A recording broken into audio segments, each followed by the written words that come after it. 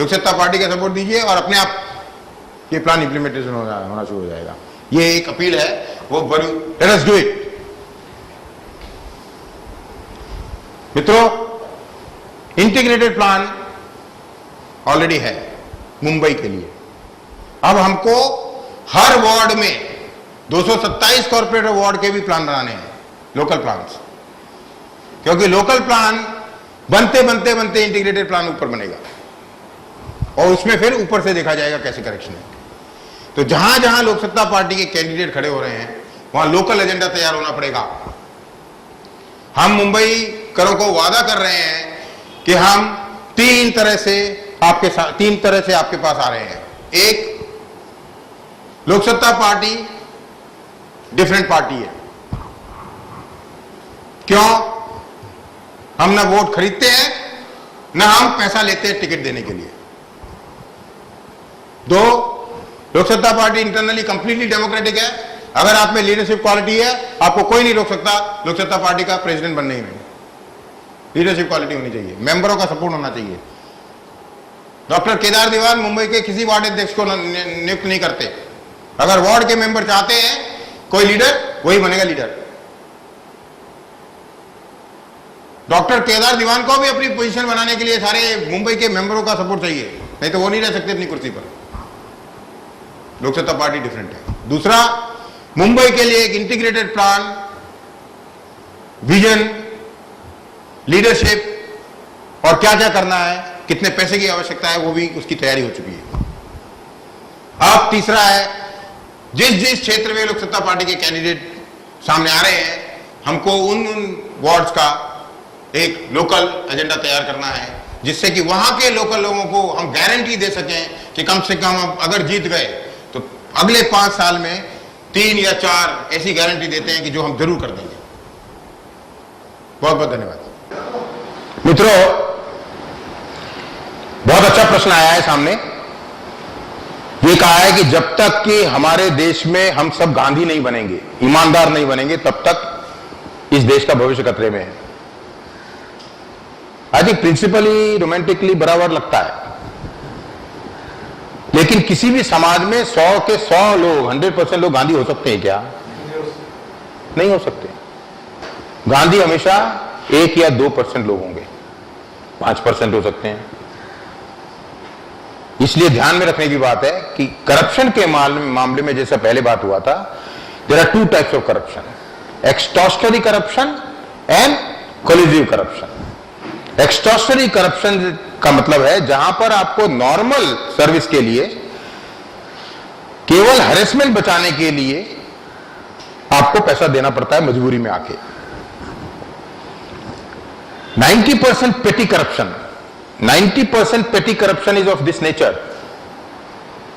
चाहे income tax office हो, refund पाने के लिए पैसा देना पड़ता है, चाहे बर्थ सर्टिफिकेट हो, बर्थ सर्टिफिकेट लेने के लिए पैसा देना पड़ता है। यह आपका मौलिक अधिकार है। आपको पैसा इसलिए देना पड़ता है क्योंकि रिफंड लाने के लिए आपको वो 10 बार 15 बार भगाता है। आपका टैक्सी का कॉस्ट, टाइम, हैरेसमेंट, ह्यूमिलिटी, मतलब शर्म लगना, इसको बचाने के लिए आपको तय करना पड़ता है कि ब्राइब पे करना सस्ता है कि इतनी सारी हैरेसमेंट का कॉस्ट सस्ता है। इसलिए जनरली लोग पे करते हैं। तो ये सोचना कि सबको गांधी बन जाएंगे और वो नहीं पे करेंगे, ऐसा नहीं है। ऐसे कई केसेस सामने और हर एक के जीवन में आते हैं जब आपको ये सोचना पड़ता है कि ब्राइब देके मैं अपने हैरेसमेंट को बचा लूं या हैरेसमेंट और अपना टाइम वेस्ट करता रहूं ब्राइब न देके। तो ये प्रश्न हमारे सामने है। इसलिए बहुत जरूरी है एक प्रिंसिपल समझना। प्रिंसिपल है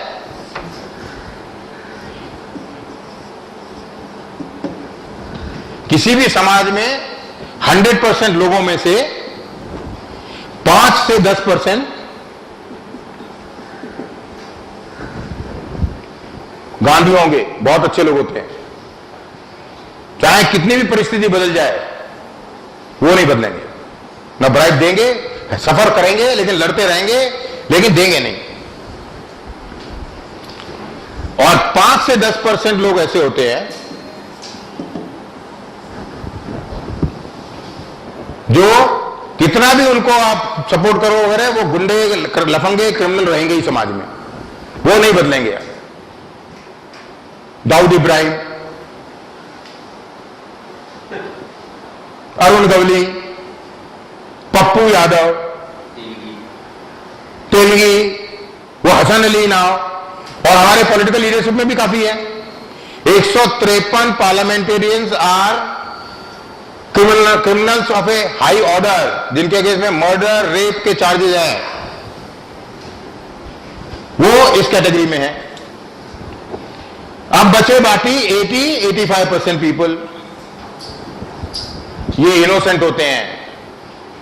दुनिया में अगर देखा जाए तो इनमें कोई फर्क नहीं है। दुनिया के किसी भी देश में देखा जाए तो वो उतने ही अच्छे हैं और उतने ही बुरे हैं जितने दुनिया में सब लोग हैं। भारत में फर्क एक ही है कि अगर आपका सिस्टम, आपका जो वातावरण समाज का है, सिस्टम जो है गवर्नेंस का है, आपका जो इंस्टीट्यूशन जो बने हुए हैं उनका काम करने का तरीका ऐसा है कि जो बार बार इनको पनिश न करे, इनको पनिश न करे और इनको समाज का रोल मॉडल बना दे और इनको रिकॉग्नाइज ना करे, रिवॉर्ड ना करे, तो 80-85% will behave like this.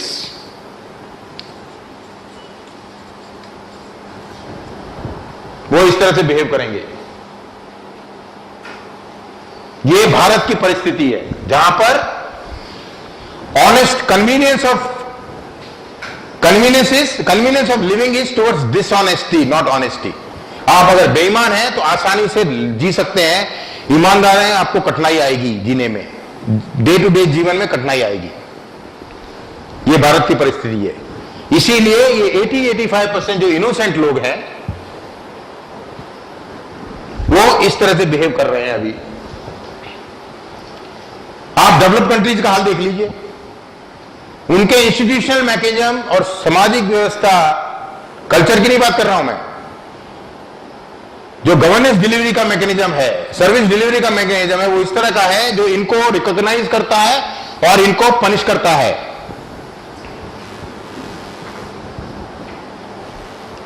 America में कल हमने बताया था कि इवन प्रेसिडेंट बुश को और हमें यूके में टोनी ब्लेयर को भी पुलिस थाने में जाना पड़ा अपने बच्चों के क्राइम के लिए। अगर ऐसा वातावरण बनता है, वही 80-85% जो लोग हैं वो इस तरह से बिहेव करेंगे। तो हम लोगों को इन लोगों के बारे में चिंता करने की आवश्यकता नहीं है। ये बिल्कुल अच्छे लोग हैं, ईमानदार हैं, सीधे लोग हैं। हमको चिंता करने की जरूरत है कि हम ऐसा क्या गवर्नेंस स्ट्रक्चर बनाएं जिससे कि ये हमेशा रिकॉग्नाइज होते रहें और ये पनिश हुए बिना बचे नहीं। आपने जिस समय ये सा सिस्टम बना दिया, इसीलिए हम political reforms, police reforms, judicial reforms, citizen charter, accountability instruments, local government empowerment, agriculture reforms, educational reforms कर रहे हैं। वो अगर ऐसा वातावरण तैयार करते हैं जो convenience of living is towards dishonesty, towards honesty, and dishonesty becomes inconvenient to live, automatically this 80-85% will shift here. Behavior will change and society will become functional. जब आप सोसाइटी को फंक्शनल बना देते हैं, नेक्स्ट स्टेज होता है उसका, एक बार सोसाइटी फंक्शनल बन गई तो नेक्स्ट स्टेज होता है उसको हायर लेवल पर कैसे ले जाए, in terms of thinking, in terms of living. लेकिन डिसफंक्शनल सोसाइटी में, ऐसे वातावरण में इन तत्वों का जब तक बोलबाला रहेगा, ज्यादातर लोग will be influenced by them. And आज की परिस्थिति ऐसी है। ये बहुत ही केयरफुली डिजाइंड, इसीलिए शुरू में कहा गया था ये लड़ाई जो है केवल दिल से नहीं लड़ी जा सकती, दिमाग से लड़ी जाएगी। हर इंस्टीट्यूशनल मैकेनिज्म, चाहे पुलिस व्यवस्था हो, चाहे जस्टिस डिलीवरी मैकेनिज्म हो, चाहे गवर्नमेंट डिलीवरी मैकेनिज्म हो, चाहे म्युनिसिपैलिटी का डिलीवरी मैकेनिज्म हो, चाहे ग्राम पंचायत का डिलीवरी मैकेनिज्म हो, चाहे पार्लियामेंट का डिलीवरी मैकेनिज्म इस तरह का बनाना पड़ेगा जो इस तरह का वातावरण तैयार करे। हर चीज को सोच समझ के उसको ट्विक करना पड़ेगा ताकि वातावरण ऐसा तैयार हो देश में। मित्रों, बिल्कुल चिंता मत करिए, भारतीय जो लोग हैं वो बहुत ही ज्यादा ईमानदार लोग हैं। ट्रांसपेरेंसी इंटरनेशनल की रिपोर्ट से कहती है कि 85% टाइम्स, 85% बहुत ज्यादा है, 85% times Indians return the money found on the road or somewhere. 85% times they return the money.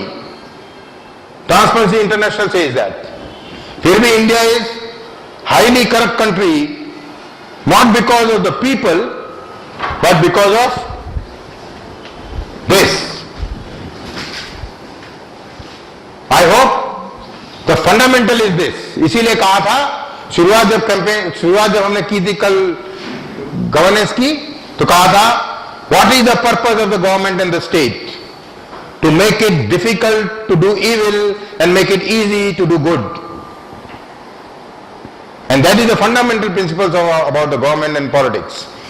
अगर हम ऐसा सिस्टम डिजाइन कर पाएंगे जिसका कि कमिटमेंट लोक सत्ता पार्टी के अंदर है, 15 साल की सोची समझी रिसर्च है, 25-15 साल का सोचा समझा एक तरह का रोड मैप है, तो ऐसा वातावरण बनेगा। और जो रोज आप करप्शन में मजबूरी से लिपटे हैं वो नहीं होगा। धन्यवाद।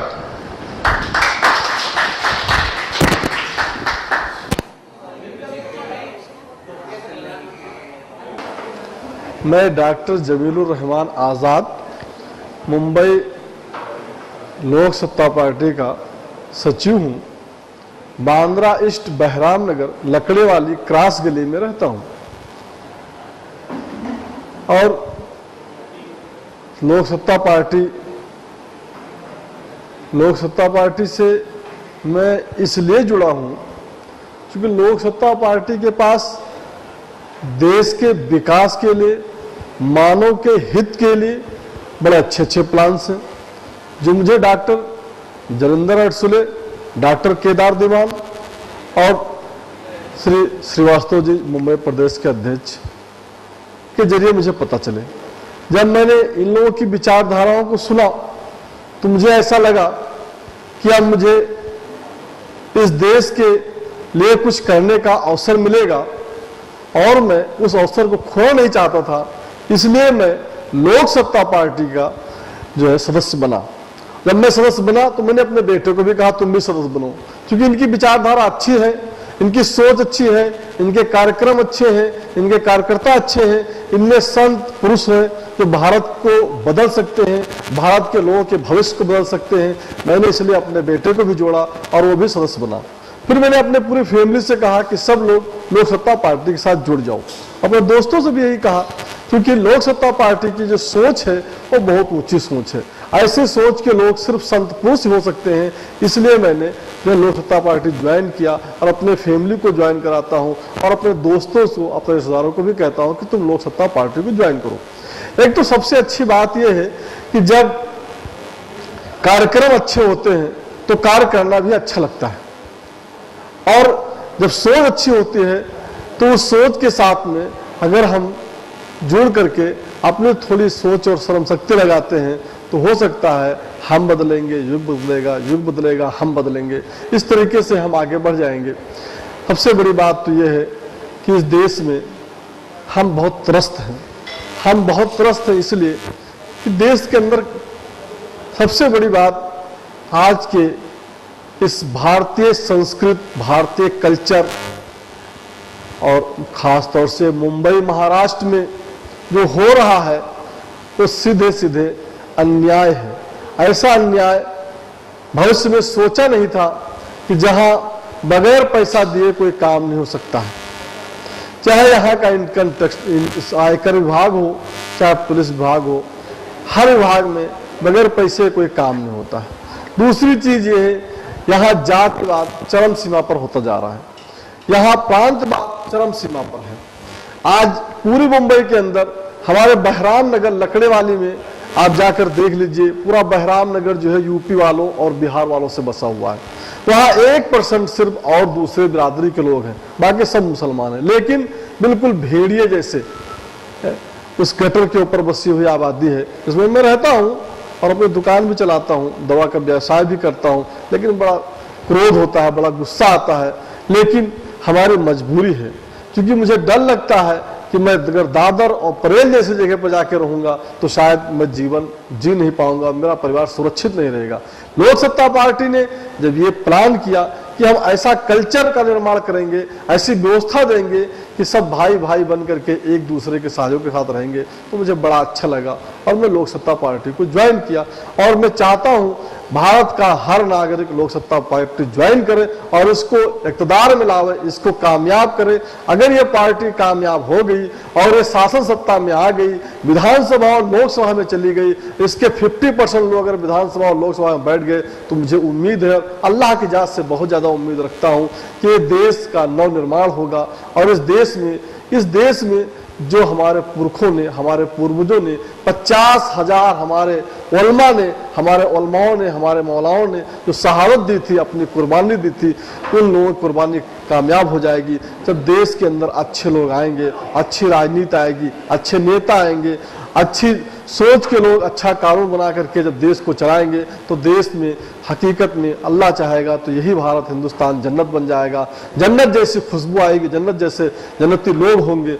और मेरे दोस्त, सबसे बड़ी बात तो यह है कि जब भेड़ और बकरी एक साथ एक घाट पे पानी पिएंगे हिंदुस्तान के अंदर, तो दुनिया का हर मुल्क हमारे आगे झुकेगा और हमको अपना अगुआ, अपना पेशवा, अपना धर्मगुरु, और यहाँ तक कि हम तो देश के, हम हिंदुस्तान, भारत तो पहले से ही जो धर्मगुरु था ही, भारत तो पुराना, आज भारत जो हमारा पुराना भारत जो है, पुराना कल्चर हमारा ऐसा था जो विश्व के ऊपर हावी था और हम कामयाब थे, लोग हमारा अनुसरण करते थे और आज हम दूसरे का अनुसरण कर रहे हैं। आज हम जो दूसरे के कानून को न कानून मानते हैं। दोस्तों, मैं एक बात बताऊं, मुझे तकलीफ होती है कभी कभी, लॉ एंड ऑर्डर यानी कानून व्यवस्था के नाम पे यहाँ पब्लिक का जो कानूनों का हनन होता है, ये बहुत गलत है। जिस दिन देश का हर नागरिक अपने आप को शिक्षित और सुरक्षित महसूस करेगा, उस दिन हमारे देश का नवनिर्माण होगा और नई जागृति आएगी और देश का कायाकल्प हो जाएगा और हम विश्व गुरु कहलाएंगे और पूरे विश्व के अंदर हम बंधुत्व का जो है नारा हमारा सफल हो जाएगा। बस इसी आशा के साथ हम आपसे सबसे निवेदन करते हैं, अपने दोस्तों से, अपने गुरु भाइयों से, अपने शिष्यों से, अपने बेटों से, अपनी बेटियों से, अपने माँ बहनों से, कि सब लोग लोक सत्ता पार्टी के अंदर, लोक सत्ता पार्टी के झंडे के नीचे आकर के इसके हाथों को मजबूत करें और कामयाबी दिलावें। 50% कम से कम इस बार विधानसभा में, लोकसभा में और नगर सेवक हमारे 50% जीत के चले गए तो इंशाअल्लाह 5 साल के अंदर मुंबई को लोग देखने के लिए आएंगे। ये मुंबई की जो सोच लोगों की संघई बनाने की है, वो अपने आप बन जाएगी। इन्हीं बातों के साथ मैं अपनी बात को ख़त्म करता हूँ। इंशाअल्लाह अगली मुलाकात में बहुत सारी बातें होंगी। खुदा हाफिज। अस्सलाम वालेकुम। हरे कृष्णा। मेरा नाम कनक गांधी है और मैं डी वार्ड वालकेश्वर में रहती हूँ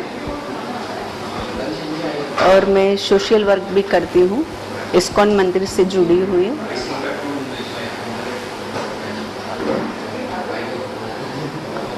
और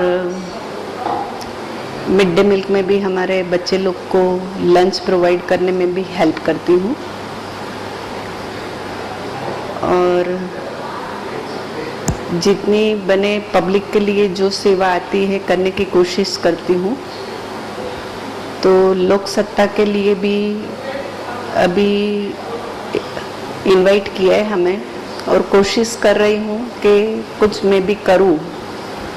और लोक सत्ता में आने से देखने को मिला है कि वो लोग पब्लिक को जागृत करना चाहते हैं और दिख रहा है कि जागरूक पब्लिक होएगी। इसमें पॉलिटिक्स के नाम पे सब पॉलिटिक्स में आने के बाद जो पब्लिक को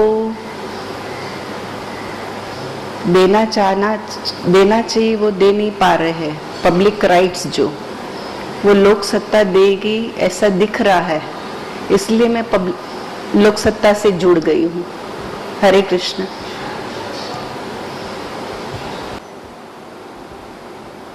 Okay, hello, my name is Maitri Avsad. I'm a 21-year-old pilot, and I live in Mumbai. I'm looking for a job. I truly think that right now is the time for all the youngsters to come out and leave their, not exactly leave their personal issues aside, but also think about the country, because also think about the country. Lok Satta, with their the work ethic of the party, I truly think they can bring about some concrete changes, because I think the country is rife with corruption and we need to make some concrete changes in the country. So I truly believe Lok Satta can bring about something radical, and that's why I would like to appeal to most youngsters to come out and join the party, or at least work for country's benefit in some way or the other.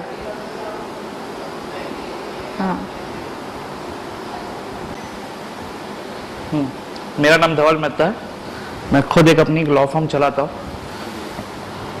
Already इतने time से vote करने के बाद, हर एक party को chance देने के बाद कोई भी परिवर्तन का नज़र या कोई न्यू आइडियोलॉजी दिख नहीं रही थी।